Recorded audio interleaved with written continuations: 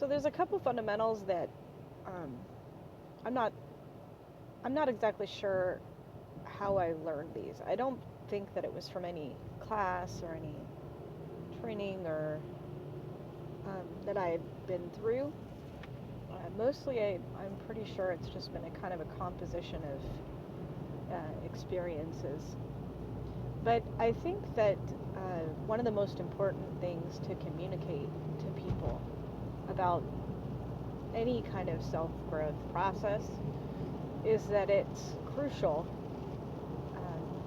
that we understand it is a process, and it's critical that we don't give up at the first sign of challenge.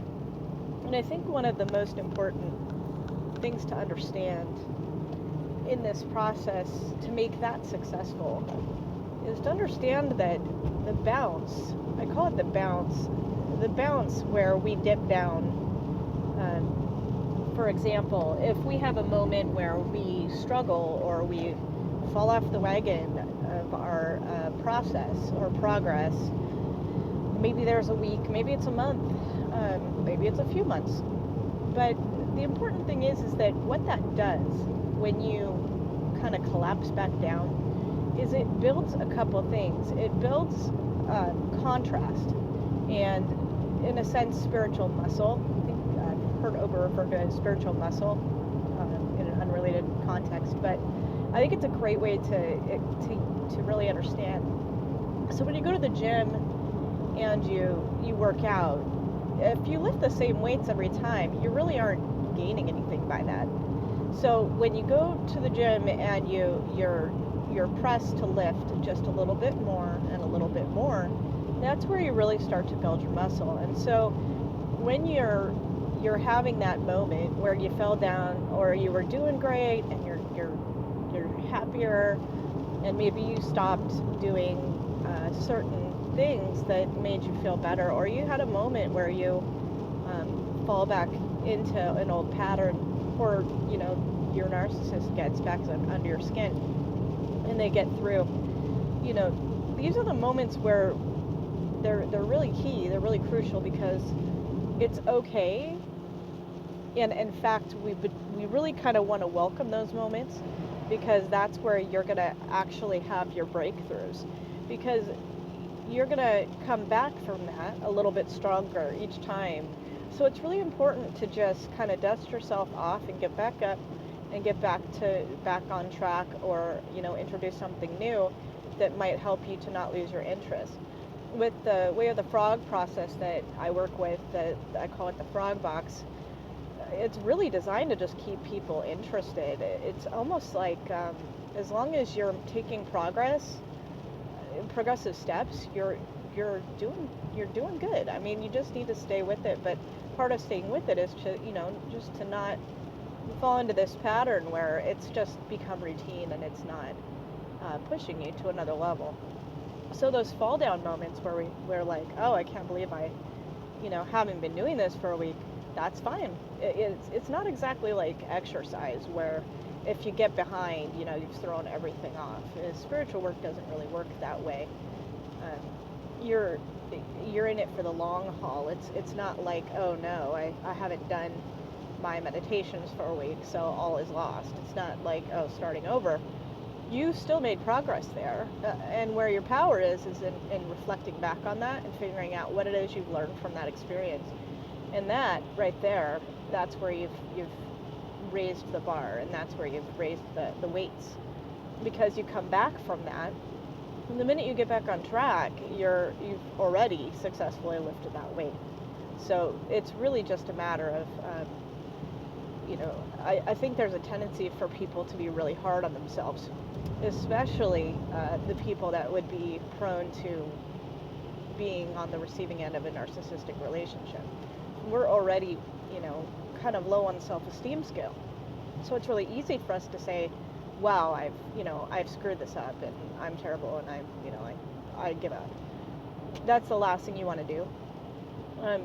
One of the keys to even being able to move past a narcissistic relationship in a healthy way is to acknowledge that you are worth it, and to understand that, you deserve better.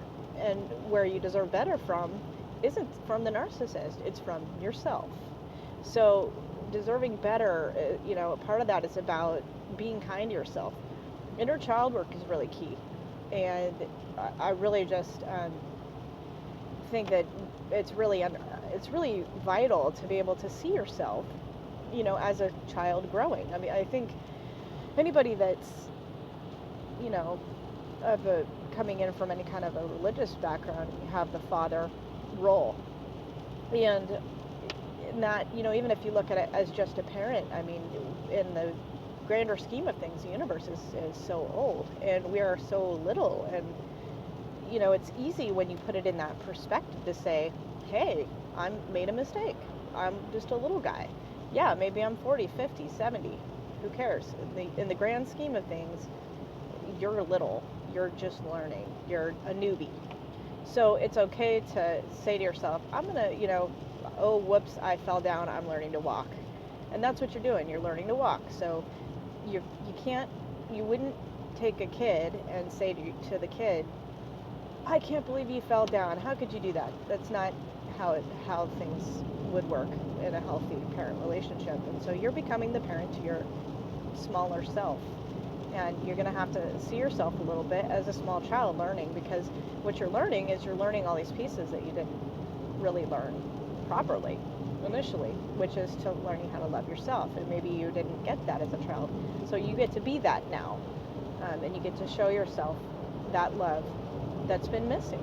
And really, anywhere you want to go in life, that is healthy, and that's where you want to be, is where you can say, hey, I make mistakes. I'm human. I can learn from them, which is where my power is, and I'm going to learn from those, and I'm going to pick myself up, and whoops, okay, I learned something new there.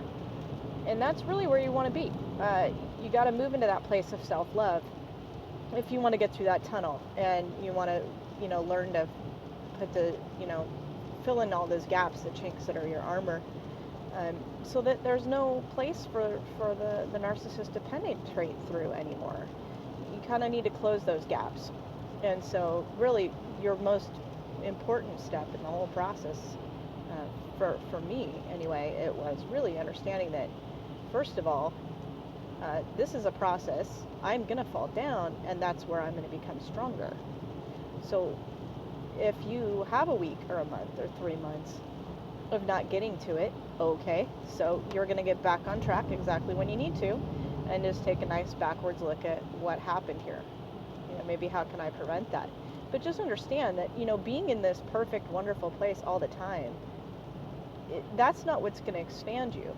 Being in the warm and happy, fuzzy place, if you were in a warm and happy, fuzzy state 24/7, you probably wouldn't even be on this planet. I mean, because we're here to grow. We're here to learn, expand, and the universe is expanding. I don't know why we wouldn't. So it's really just a matter of being able to remind yourself and being kind to yourself, and not critical. Because a lot of the times we hear those voices, and it's really like you can hear the voices of other people throughout your life that have been probably been critical with you, and there's no sense in repeating what they've done, because whatever they've said or done didn't do you any favors. So you have the choice in every moment to do things differently.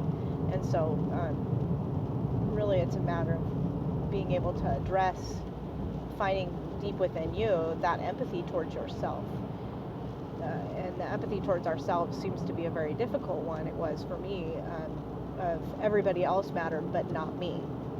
And you can't really separate yourself out from the whole, because everything is completely connected. So you can't say, well, I love everybody but me, because by doing so, you've separated yourself from the whole, and by definition, that isn't possible. It's just not. So you're going to need to go back and take a hard look at that and say, I am the whole. I am part of the whole, and I matter just as much as everyone else, because by isolating myself from the equation, everything being connected, I'm actually harming others by isolating myself, because everything is one. So your true love is being able to love yourself and others, and that's where you're going to need to move towards. So the self-love thing is, if you listen to Ross Rosenberg, I mean, he's going to say, hey, this is the go-to point, I believe, at least from what I've seen of his work. Again, I point that direction. And it's really just one more understanding from the experiences that I've had that I'm sharing with you, is that a lot of people just throw in the towel when they fail or fall down, and that's not. It's really just got to become part of the routine where you say, no, I know, she said, hey, this is going to happen, and this is what's going to help me to grow. So just, make a mental note. Oh, whoops, I fell down for a week. It's okay. I'm just a little kid. I'm learning how to walk and turn off that critical voice and say no to it. Say it no out loud. When I first started this process and I'd hear all this rumbling in my head, and it's constantly going on, and half the time I don't even know where these thoughts necessarily came from, but turning them off was critical.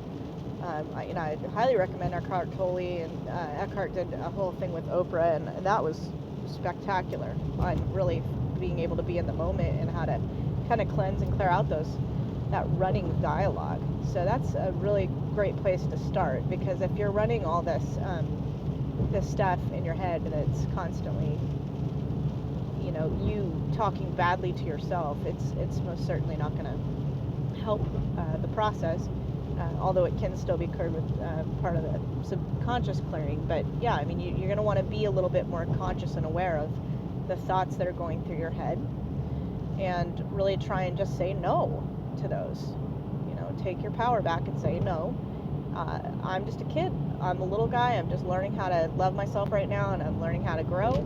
And it's okay that I fell down, and I'm just going to just stand right back up and dust myself off and start back where I left off. And this isn't a weight loss endeavor. I'm not whoops, I ate terrible food for 4 months and now I'm gonna go on a diet and lose. It doesn't work the same way. With spiritual growth, it's more of like that whole process was in a sense the weight loss process. I mean, in a sense, you're actually expanding yourself by going through that process. So it doesn't really seem to work exactly the same way. It makes you stronger by falling down. So it's okay to go through that process, and especially when you're dealing with a narcissistic person, they are going to point out all your weaknesses. So the whole process is going to be you falling down and getting back up, and you falling down and getting back up. But the key is that you got to fall down and then look and say, how did they get to me that time? Okay, let's clear that, and then we're going to walk through that process and clear that to try and eliminate that for future. And then the next time that issue comes up, it should be less likely, if at all, to get through and trigger those same reactions in you. Because a lot of the time it's reactive, and our brains are going to trigger before we can even catch it a lot of the time, because of the way we're wired. We're wired for that fight flight to kick in. And a lot of times they're counting on that, but if there's nothing there exposed, no chink in your armor to trigger, then they're not going to get that reaction out of you. So the whole process, the reason that I mention this falling down and this contrast and this expansion, and that it's necessary and it's actually critical. But I mention that because with the narcissistic partner or person in your life, that is going to be that's going to be how you're going to navigate through to actually get rid of all these issues that you have, which they are basically showing you a mirror of, and using those against you. So that's basically what we're going to be doing. So if, for example, somebody says, "Oh, wow, you look a little heavy in that skirt," or sometimes it's more subtle than that, or gee, you think you should be wearing that? It's the ambient abuse is harder, but the more you observe them, the more you'll realize what's going on and not internalize it. So, if you're catching those things and you can make a note, that means, wow, I feel like I'm heavy, and then you're going to clear for, I feel like I'm too fat, or I don't love my body, or in which case I love my body, and if it's a no, then you would clear for it. But it's that kind of a concept where you're going to have to start making statements that relate to whatever it is that they've triggered you on, and you can come at it from a couple different directions to try and identify, and then clear those and just see if that comes up again. If they're able to push your hot button, then you need to keep digging. And if they're not, then great, move on. Wait for the next thing that they trigger, and eventually, after a period of time, you're going to become impervious. They're going to have a very hard time getting through your armor, because they're just running out of holes to put the knife into. So that's kind of the concept. But really, it's very easy to just throw in the towel, because you give up and you think, I didn't succeed on the first try, or I didn't, I'm on round 12 and they keep getting to me. Well, that's going to be part of the process. But it's really vital to see it as a process and understand that you're now using them as a tool to learn from.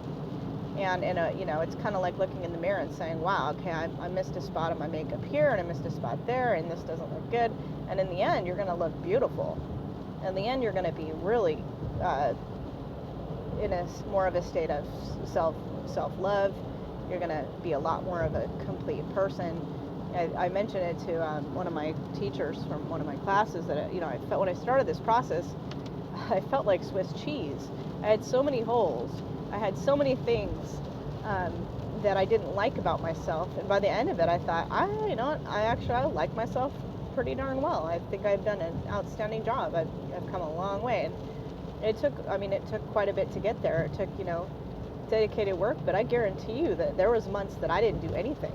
There was whole weeks where I just was a fuzzy, angry fluff ball. It wasn't. I'm not on a mountain meditating every day. This doesn't work. I live life. I go to work. I do this for fun on the side, and I love helping people, and it's just what I do.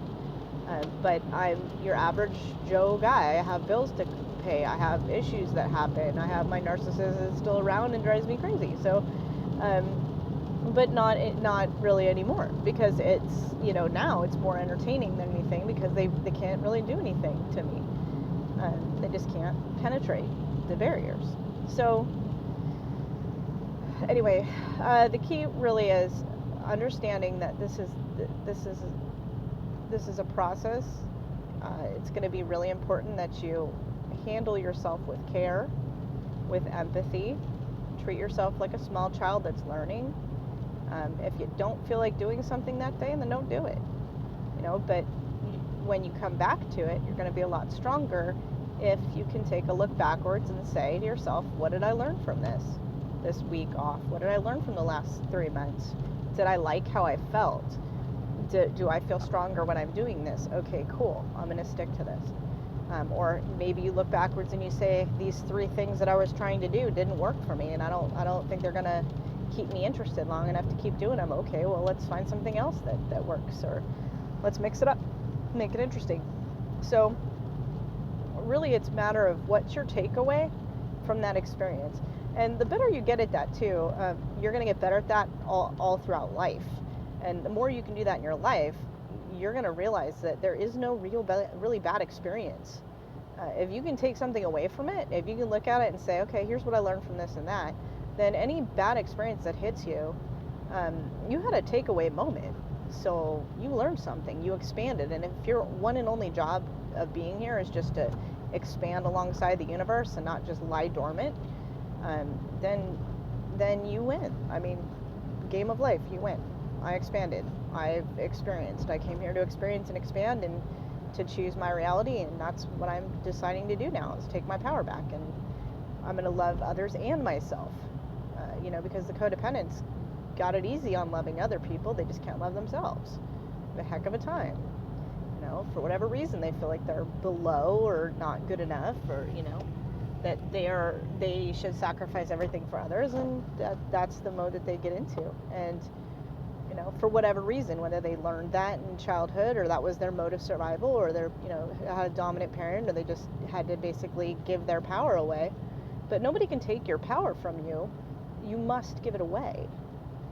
So you're just going to want to take it. You just need to take it back. And the way to take it back is to become very real with yourself, and to understand that you would have the same compassion for anybody that you love. If they made a mistake, you would be just as likely to say, wow, I'm really sorry that happened, and what can we do? What can we do to make it better? And I just want you to apply the same factors to yourself that you would apply to someone that you care for. And you're very nurturing, most likely. You're easily able to forgive other people. And so you're just going to need to apply the exact same things to yourself throughout the duration of this entire process. And that's a very real, but it's very hard to do for us, and yet it shouldn't be, because we really are all one, and there's no real just disseminating out between ourselves and others, because we are all one thing, and you can't separate yourself from the whole in that way. And that's why you're miserable, and these same issues, they just keep circling back, because it's trying to teach you this lesson of self-love, and it's going to continuously, progressively get worse and worse until we're willing to face it and say, hey, maybe I can't love everyone else and not me, because it goes against the laws of this unity.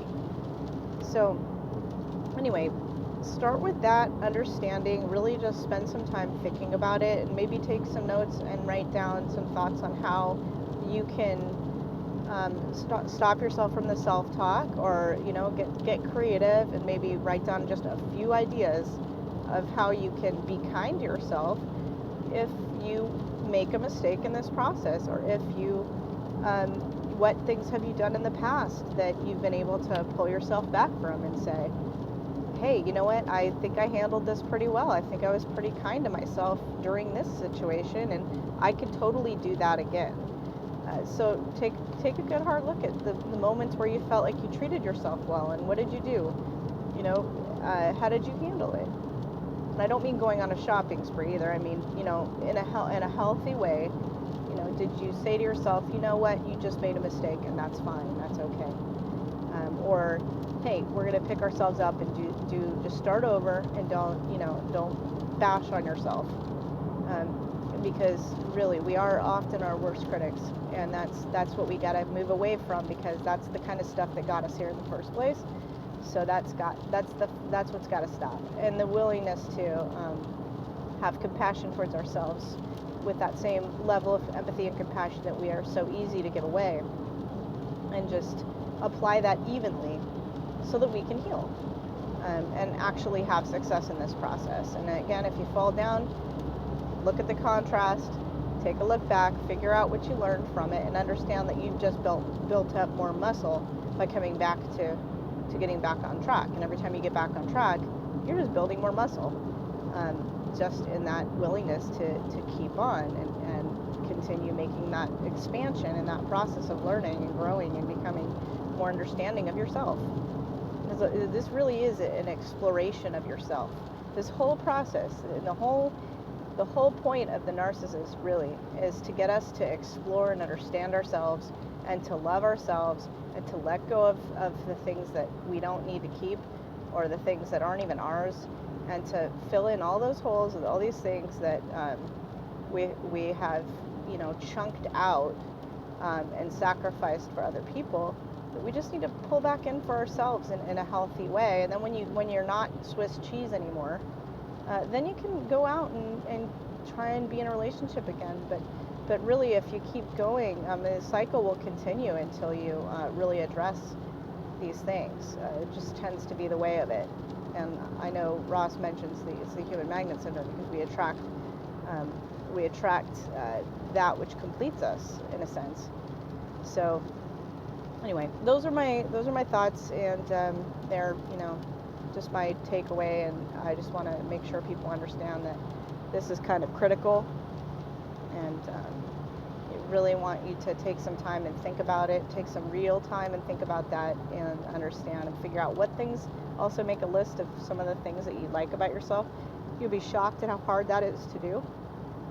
For a lot of us, it's hard for us to take a look and say, hey, I like this about me and that about me. It's really hard for people that would typically attract a narcissistic partner.